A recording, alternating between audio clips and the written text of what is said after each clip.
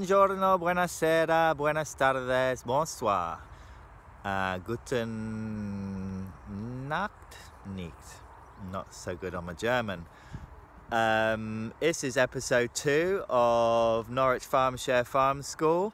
I've only got one plant to identify today, but well done to Sophia and Lorenzo in Padua in Italy, who managed to identify the borage in the tunnel.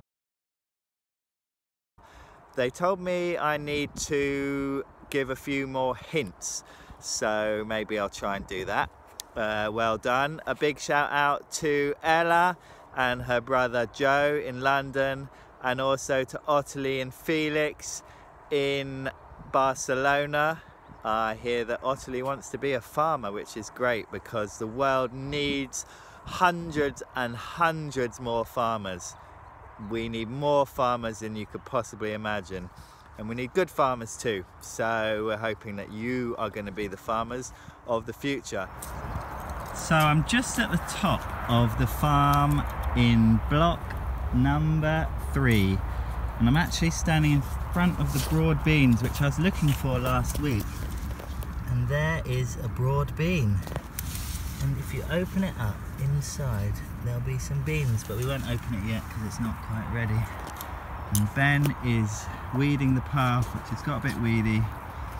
Maybe you can tell us, everyone, why it's a good idea to weed the paths and what happens if we don't. There's creeping buttercup here, which is a lovely flower, but the trouble is it creeps onto the beds as well.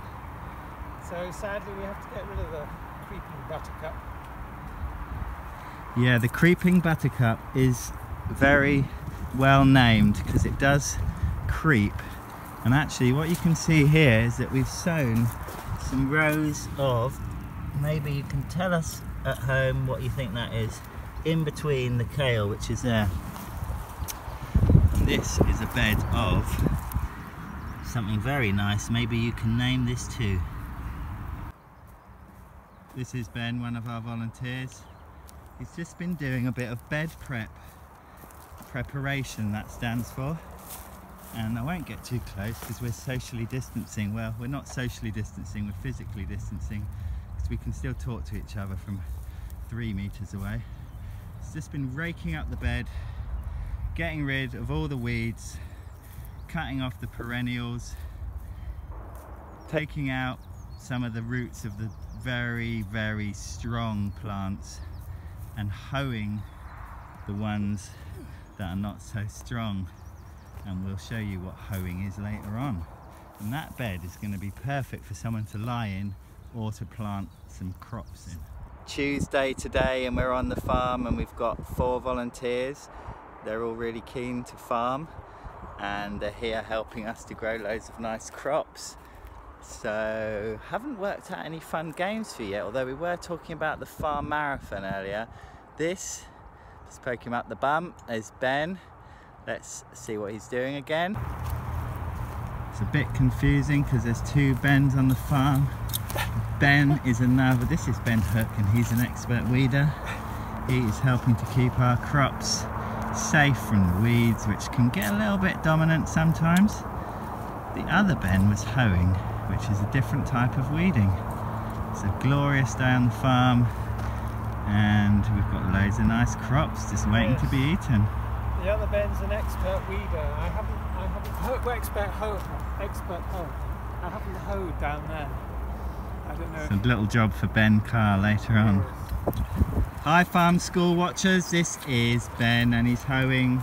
Hoeing like this is one of the most elegant jobs on the farm, and Ben is one of the most elegant hoers out there. Ben, would you like to do a hoeing dance? Ben's actually listening to a podcast, so he can't hear what I'm saying, and he's got sensitive skin, so he's got his special hat on. But just look at this. This, guys, look at the hands. This is how to use a collinear hoe. Very fine, detailed work. It's a special job, and this is why hoeing and farming is such fun. Very noisy. I've got my headphones on.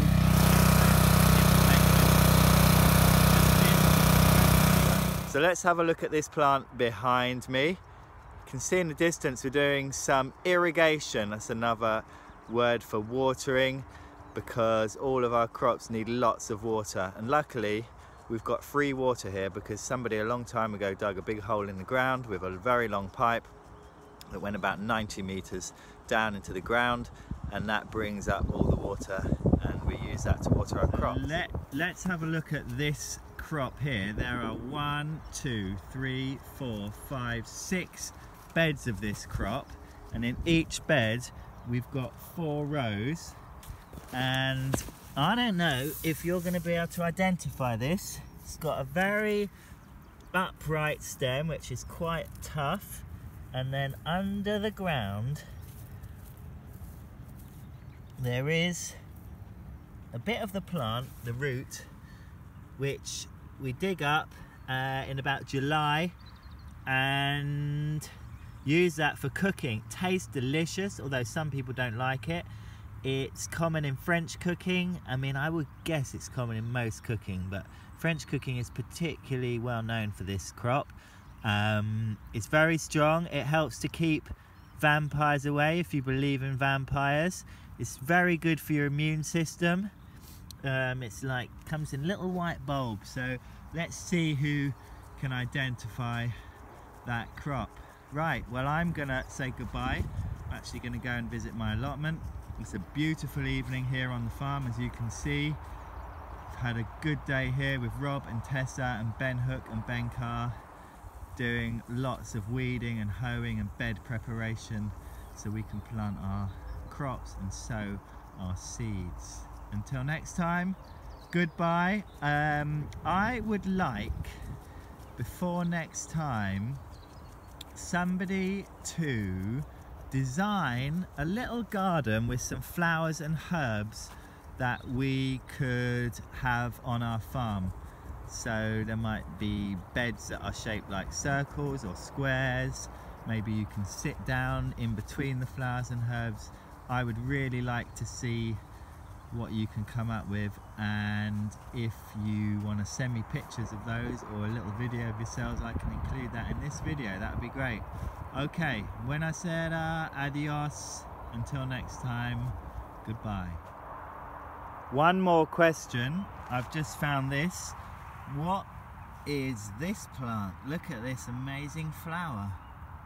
It doesn't normally look like this unless you let it go to seed. Huge leaves and then these thick stems. And this amazing flower. Tell us what it is.